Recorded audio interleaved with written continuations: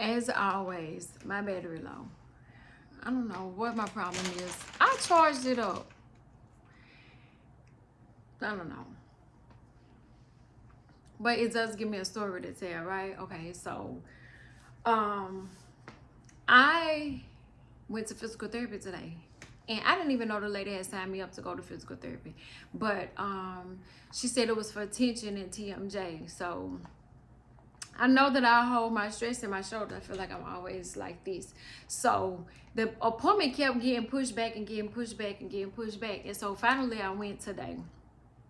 And he was like, you do hold your stress over here. And he did, the dry needling, and he assessed me and was checking the mobility and stuff of it. And with the dry needling, he was like, it's gonna hurt a little bit later when you get home a little bit. Drink plenty of water. He said, but it's gonna feel like you overexerted, like you worked it out a whole lot. When I say this shoulder right here hurt so bad, like I in the shower, I just let the heat run on it. Like I'm like, it hurt worse now than before I went in, and it was hurt. Like when he asked the level, I said it was like a cell. Now it's like a 20 cell. But just like the phone, if you don't plug it in and recharge it and take care of it, then the battery will keep being drained, and it will keep it won't hold a charge as long as it used to. Or there's even the fast chargers won't keep a charge. I've had an iPhone longer than I care to remember, and I know the battery life on the iPhone is really, really shitty. I know that. Yet it's still, my phone dies probably about twice a day. And I have a car charger, and I plug it up at night. And most of the time when I see that the battery is low, I try to charge it up. But sometimes, you get too busy, and like even with the physical therapy, like I said, it kept getting put off. And even when he was like, well, I think it would benefit you to come in twice a week. And I'm looking at him like, do it look like I got twice a week, anywhere in that health schedule? Because he was like, you want to come? And I was like, yep. And I was like, hold it, let me look in this phone to see what I got for them days next week, because I've started to go back to school. And I was like, okay, I got a test on that day. I don't want to be, frustrated and stressed out, and you come here and you gonna make my shoulders hurt worse. Like, I feel like I don't want to do it. I don't want to go, but I know it's going to benefit me. And because even with the TMJ, it felt better. Like immediately after he done it, I was like, okay, I feel a little better. It feels a little better. But as the hours drew on, the knot felt like it got bigger and it got heavier. The load got heavier. So I need to set that shit on down.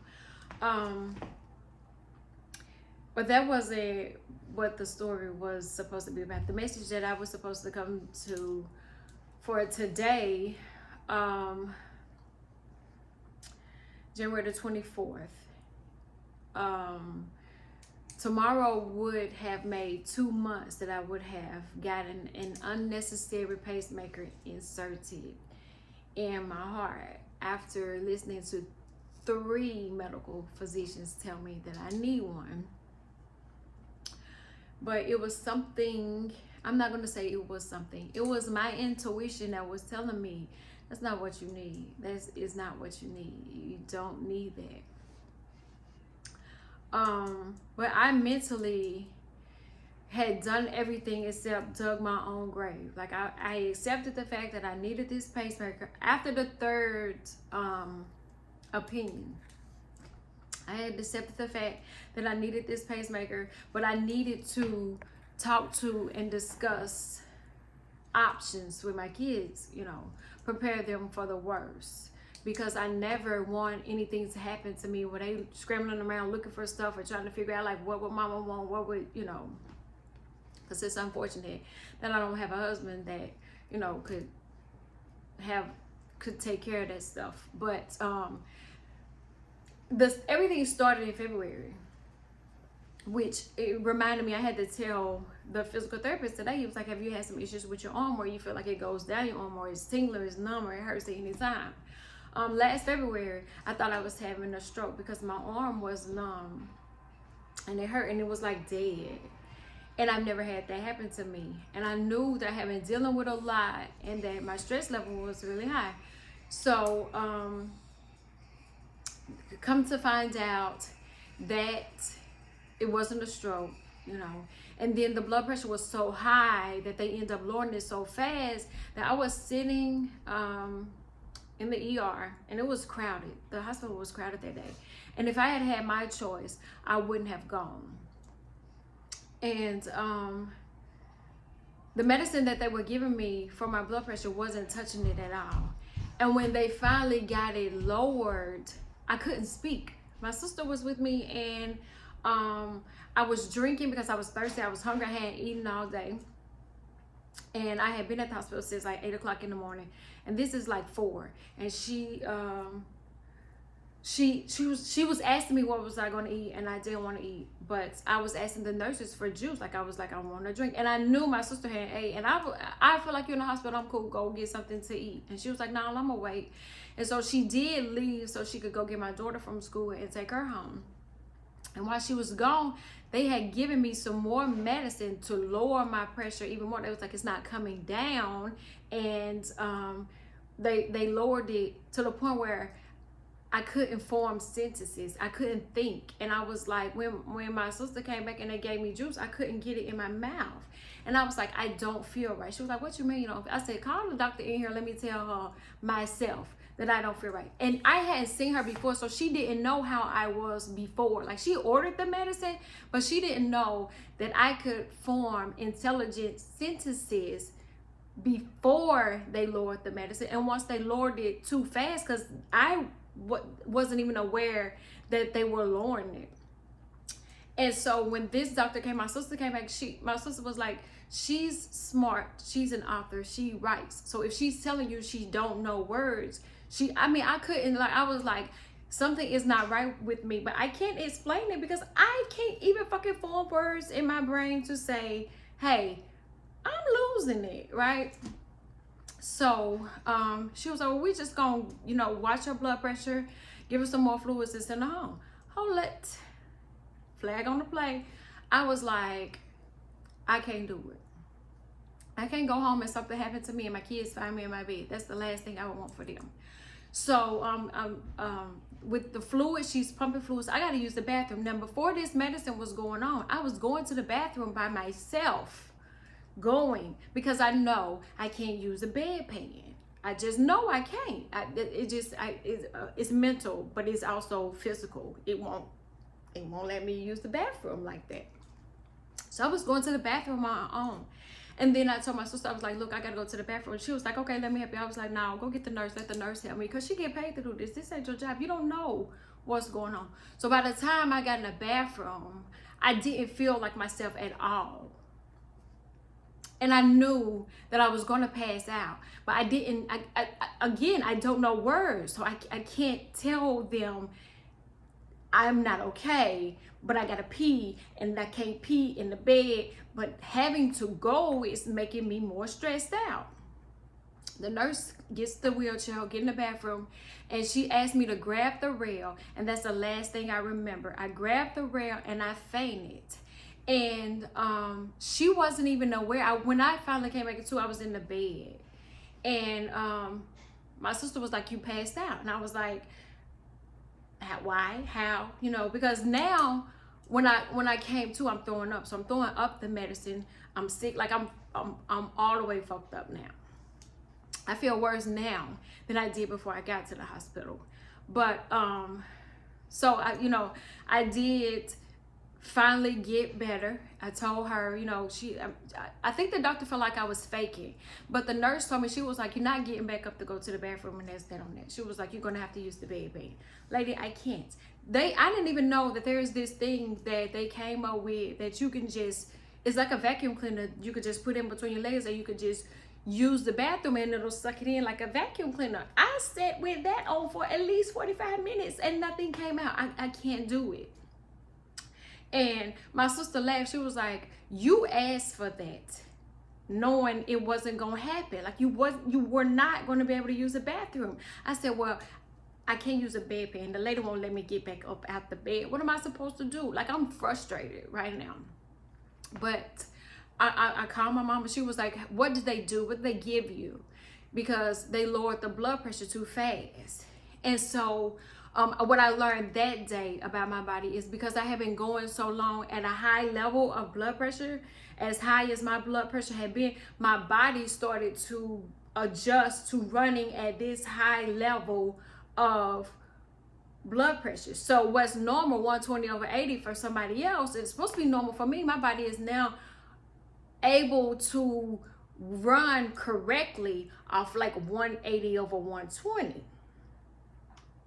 Unbeknownst to me, you know what I'm saying? Because I was thinking at home it was like 160/99. You know, that's what I was getting at home.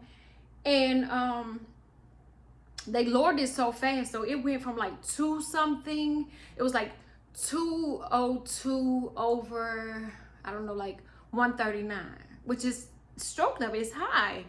And so they lowered it from that to like 160. And doing that, my body was like, what the fuck? And they explained it to me, if your house runs on a temperature of like 99 and you automatically turn on the air conditioner and it lowers the temperature in the house to 75, the house goes into shock. And make it make sense, okay? But I understood what the fuck she was saying. She was saying, we fucked up. We gave you too much blood pressure medicine to lower it, and it lowered it too fast, and your body was like, we don't know shit about the 150s. You understand? Put us at 180 where we know how to work. You went from 200 and something, and then when it got down to 180, you was like, it ain't coming down fast enough, so then you drop it down even lower when it's normally usually at the 150, 180, you know? Which is terrible. It's absolutely fucking terrible. I don't recommend it for anybody. If anybody is dealing with high blood pressure and hypertension, take care of it. Because once I finally got home, because I couldn't sleep in a strange place, my kids are all over the fucking place. It's not sitting right with me. So I finally get into a room. I finally get a charger, so I'm able to talk to my mom and call and communicate with the kids and let them know what's going on. So when I finally get home, I get these appointments. So I got an appointment with my doctor, you know, because I want to see what, there was tests ran. I had an MRI with contrast. And well, first I had an MRI without contrast, and then I had an MRI with contrast. Then I had a EKG, and I had a bubble test. And so they didn't, nobody, they was just like, make an appointment with your doctor when you get out. And I even read the doctor's notes where they was like, when I passed out, she didn't think that I had literally passed out, but they gave the hardest, I didn't know this until it happened to me, that if somebody passed out, the hardest rub is the sternum rub that goes across a sternum. And my teacher would be so excited, medical terminology plus anatomy and physiology in the same sentence. But the sternum rub, and you rub that with your fist really hard, and it helps people wake up. I didn't know that, but she said she was rubbing. So the nurse, when I finally came through, she was like, you scared me. And I was like, baby, I scared me because I don't even know what happened between when she gave me the medicine and I could talk to the point I'm waking up, throwing up. Like, everything in that time is kind of a blur, except for the fact that I was like, you have slowed down the way my brain operates. My brain could go 5 million times a minute. I could be watching TV, reading a book, scrolling on Facebook, and talking on the phone all at the same time and never miss a fucking beat. But this moment, you could have asked me, what is your name? And I wouldn't be able to form it. I was like, no, it won't. Like, it was not, nothing was making sense. My brain was like mush. And I probably felt that way before. And it was probably the aura that you get before a seizure, or the aura that you get before you faint, because your brain is slowly trying to let you know, I'm, powering the fuck down. Charge it up. You know what I'm saying? And I've gone through so much since then. I'm so grateful for today. To be in my right mind, back in school, surgery free, fine as fuck. Do you hear me? Like, the glow is glowing. When I went to the grocery store for like the 4th time this week, I grabbed celery sticks and Brussels sprouts and asparagus. I said, this time, girl, summer gonna be lit. Do you hear me? Okay. Body gonna be nice.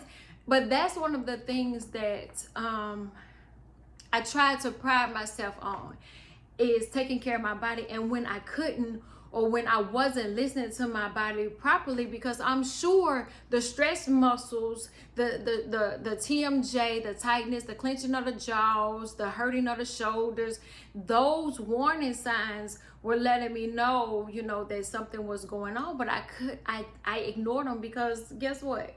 This one got that one going on, that one got this going on. Mama over here, daddy over here, ex, children, school, they like everything was going on, and I was literally pouring from an empty cup.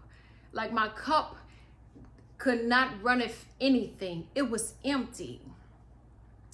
And even when I was trying to put myself back together and I was trying to drink, I had to have somebody talk for me. Had Kim not been there and said, that's not like her, there's no telling what they would have done or what could have happened. Like, I'm saying, before, lady, I could talk to you. Then I'm telling the nurse, we had talked, she was pregnant. We had talked about her hours, when she was due, what she was having. Like, we had conversations like shit. I was a fucking nurse. And then after she gave me some medicine, I couldn't even say nurse. I was just like, pretty color. Like, it was not nothing was making sense. And it was not a red flag to them. But I was telling Kim, I was like, drink. Like, before, when she left, I was drinking, I was sitting up in the bed, I was Facebooking, I was feeling a little bit better. Once they said it's not a stroke, but we still have more tests to run to see what it is, I was like, shit, I'm finna be okay. I'm finna get, but the blood pressure wasn't coming down, I guess, to what they needed to. But maybe they weren't hypertension specialists to understand that you can't drop it from 200 to 120. Like, that's too fast. I had to call the lady who birthed me. I was like, mama,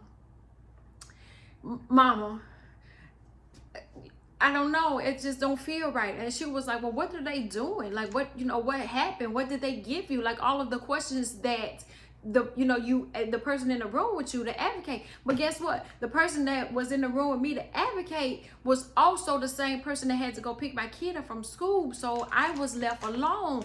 But I was able to advocate for myself, because I was like, even when Kim was like, let me take you to the bathroom, I refused. I was like, no, this ain't your job. You don't know how to take people to the bathroom. Like, you know how to take it, but you're not the nurse, so we're not gonna trust you with that. Call the lady in here. And normally I don't bother people. I'd be like, okay, because before then I was going to the bathroom myself. I was taking myself to the bathroom. This, I said, no, call the nurse, let her bring me a wheelchair. But I can't go on the bed. I learned a lot about myself that day. And I learned a lot about healthcare that day and lack thereof. And after seeing what's about, I don't know what the fuck is about to happen, because now they're taking away some of the rights that we used to had. My body, my choice. This is what I want for me. They slowly taking that from us. I don't know what choice will I still be able to say, call the nurse in? is it going to be any nurses? Like, are y'all like pay them what they worth? Like, really, please increase their pay. Take some of his money and give it to the nurses and the people on the front line, the heroes, the teachers, the people that's actually doing the fucking work, because we need people that care. Because had the nurse not cared and just was like, get up and get on the toilet, you know, like, had she been like that, I could have hit my head. Like, anything could have happened. So though, if you don't get anything else from this, because I had a friend say, you went through all of that by yourself, you didn't tell him. I was like, well, shit, I was in therapy. The therapist knew. But she was like, you went through all of this by yourself. I didn't go through everything by myself. The majority of it, yes, I did go by myself. But when it was time, when I had to go to the ER, I had nobody to go with me and then get the kids to school. Like, I had to lean on my support system. If there's nothing else, create a support system and don't keep trying to do everything by yourself. That's the lesson, the hardest lesson I've had to learn, that it's just me and I can only do so much. And even when at the hardest part of something I was going through, I had to lean on the ex. I was like, look, I need just a little bit more help.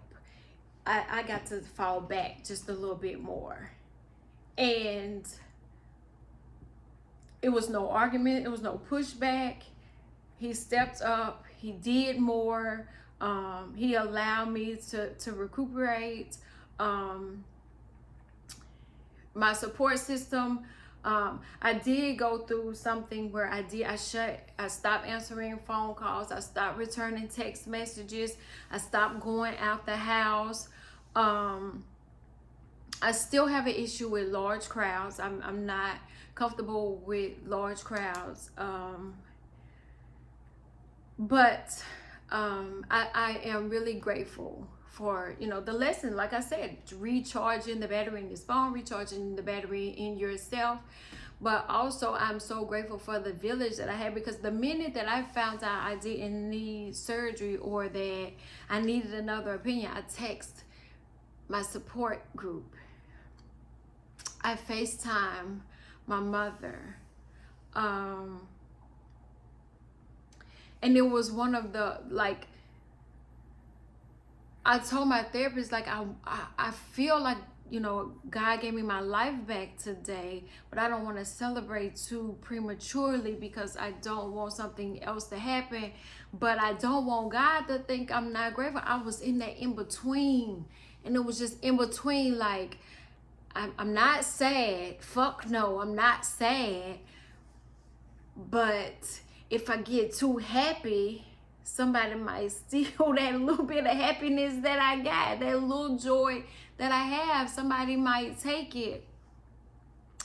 And I told my therapist, I don't know what I should be doing. Like, I don't know. She was like, what if you're not supposed to be doing anything? What if you're just supposed to not doing anything? Well, what does that feel like? It feels like this. It feels undescribable. You know, it's that in between where you just gotta be still. I'm still standing. I must be close. Like, all of the songs they have, like, even Solange's Cranes in the Sky, baby, I tried to sleep it away. I tried to eat it away. I tried to starve it away. I tried to spend it away. I didn't sex it away. Maybe that's where I messed up. I didn't travel 70 states. I just, you know, I listened to my intuition. My faith was renewed. My faith was restored. I was made whole again, like the half that I was, because I had been pouring into so many different cups and my cup wasn't being filled back up. And not only was my cup not being filled up, my cup had holes in it. You know what I'm saying? Like I'm pouring into other cups, but my cup got holes in it. And it reminds me of one of my tarot cards that I got, where you pouring from every cup, like it's a cup everywhere coming out, and you pouring into your community and stuff like that, but ain't nothing pouring into you. But my faith has been restored. I feel better. I'm better, and I can't wait until it gets even better, because I know it's about to get greater. Everybody say you got to go through hell before you can get to heaven. I've had my hell. They say all hell breaks loose before your blessings come. It has. It did. It done. I'm ready. Okay.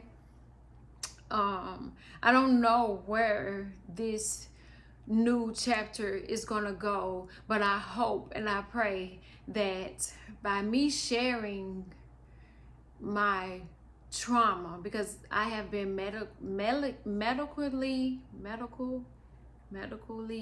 traumatized. I have medical trauma. I have PTSD from healthcare workers, and maybe it wasn't unintentionally, maybe it was. I don't know what happened. All I know is I've never been one that you could just tell me anything. That's why I had 1, 2, 3, 4 medical opinions. Do you hear me? 4. When the lady came in to schedule the surgery, I was like, look at him. I know what he said, and I know what the lady said before him, but hold on before we schedule anything, okay? And I still have the paper where she was like, well, when you're ready to schedule the surgery, call this number. I still have that paper. Like 1, 2, 2 more. And it was the last no that had me go, wait a goddamn minute. And I've never before, I've had surgeries before. Even I've had surgeries where I had to self-pay before the surgery. And I've never got an estimate of how much the surgery was supposed to cost. With this pacemaker, I got an estimate. I've never seen it before. I've never known how much the surgery was estimated to be, but I got an estimate of this. I could have got a small house. Well, I could have made this house into the dream house that I wanted to be with that estimate of a surgery that I didn't even fucking need. But I trusted. I listened to everybody but myself until I did. So, even though, even with the physical therapy, I don't want to go, but I know, like even when you go to the gym and you work out the first day, you're sore. You work out the second and third day, you're sore until your body starts adjusting to this new stretching routine, this new routine you're putting it through in order to strengthen it. So I'm gonna see how long physical therapy gonna last, because I don't like driving over there. I don't like them little exercises. I don't like them. The man was like, I'm gonna put some needles. You can still talk. I was like, I don't want to talk when I got needles in my face. I'm gonna close my eyes because I don't even want to see it. And then when he got to my back, he was like, you feel that? And I was like, no, not really. And then I felt it, and I feel it now. Right now, I can't wait to get off of this video so I can put some peas, frozen peas on it, because the peas are better than any ice pack that I've ever had. But my shoulder hurts, and when I get in the bed, I'm putting heat on it. I'm going from ice to hot. I want to freeze the pain, and then I want to unthaw it for it to stop hurting, because I don't even go back for a whole nother week. Which means by the time I go back, my shoulder could be sitting right here somewhere, and he got to throw it all the way back over and pull it back down, and it's gonna hurt. And it's gonna hurt until my body gets used to not being tense, not being uptight the whole time. I'm in school, trying to find a parking spot at the school makes me stressed. Trying to find a seat, trying to remember a term, all of that can make you stressed, and it's insane. But we shall see how week 2 goes. You know what I'm saying? Because it was the first week of school, and the first day of physical therapy, which since school had started, I had cut my my therapy sessions down to once a week. So when I was talking to her today, I was unloading so much shit off on her. I know she was like, she cannot go once a week. So much, because I had to tell her from everything from last Friday. From last Friday, we talked about last Friday, we talked about TikTok going down. Like, we talked about everything. I had to jam pack everything. And I don't even think she had room to even say anything, because I was like, listen here. And, but I know for 2025, I'm getting, I'm back in school. So I'm about to really do something that I want to do. I'm in therapy. So I am healing my inner child with that. I'm in physical therapy, so I'm strengthening my physical body. So I'm working on mind, body, and spirit all together. So baby, 2025, oh, hell, better tell. Oh, okay. And when you asked, it was me and God. Can't nobody take credit for it. Nobody. I had some help. God sent me my tribe. I had some help. Stay tuned.